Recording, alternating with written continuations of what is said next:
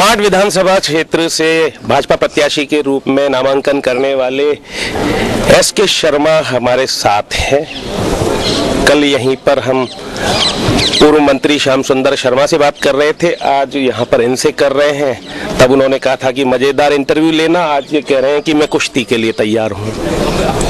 क्या पहलवानी करते हैं आप? देखिए, ये जो चुनाव है ये भी एक कुश्ती है, ये भी एक दंगल है। अच्छा, अब बताइए क्या पूछना है आप? जो पूछेंगे। पहली बार आप मैदान में उतरे हैं वैसे? पहली बार है ना। खुश तो बहुत हो गए आज आप? नहीं, खुश तो रहेंगे, हमेशा खुश हैं हम।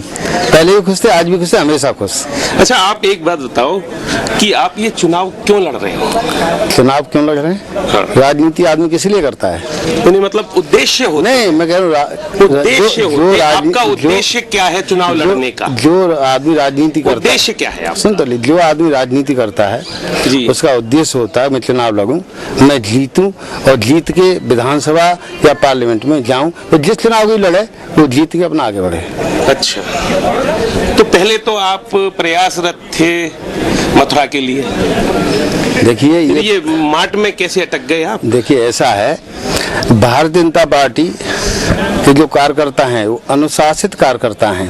भारतीय जनता पार्टी कार्यकर्ता दूसरे पार्टियों की तरह नहीं है कि दूसरी पार्टियों में कि कोई कार्यकर्ता अनुशासनहीनता करेगा, ऐसा नहीं है। भारतीय जनता पार्टी एक एक कार्यकर्ता अनुशासित है, अनुशासन के अंदर रहता है और पार्टी जो आदेश करेगी उस आदेश का पालन करता है। आपने कहा कि जीतने के लिए चुनाव लड़ा जाता है ना?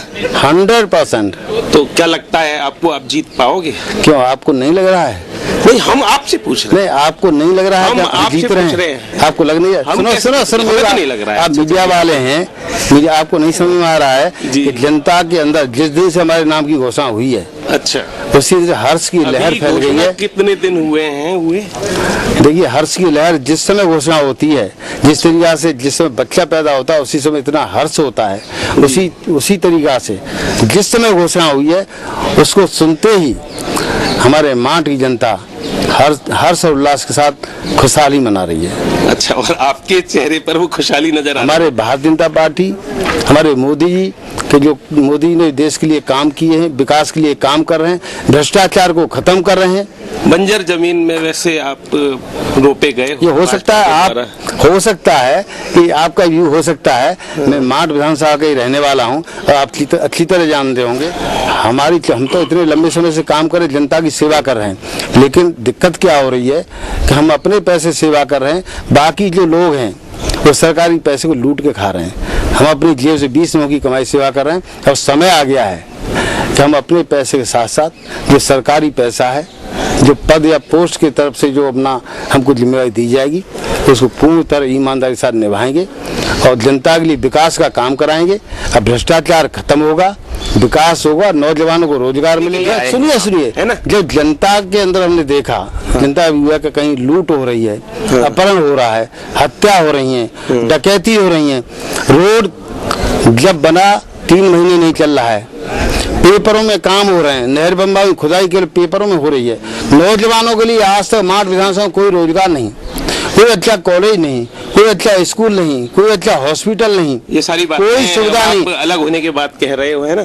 इससे पहले आप बताइए, मैंने कौन से दिन आपसे कहा था, दिखा दीजिए आप कि मैंने ये कहा हो कि अच्छा काम हो रहा है? पहले तो साथ थे ना, आप खुद ही साथ थे, तो आप कैसे कह सकते थे? चलिए, ये थे एसके शर्मा, माठ विधानसभा क्षेत्र से भाजपा प्रत्याशी के रूप में इन्होंने नामांकन किया है और तमाम प्रकार की बातें कही हैं। आपने कहा है कि जीतने के लिए चुनाव लड़ा जाता है, देखना होगा कि ये कब तक जीतते हैं, कितने वोटों से जीतते हैं और जीतकर फिर क्या करते हैं। न्यूज़ के लिए कैमरा पर्सन राजेश सोलंकी के साथ योगेश खत्री।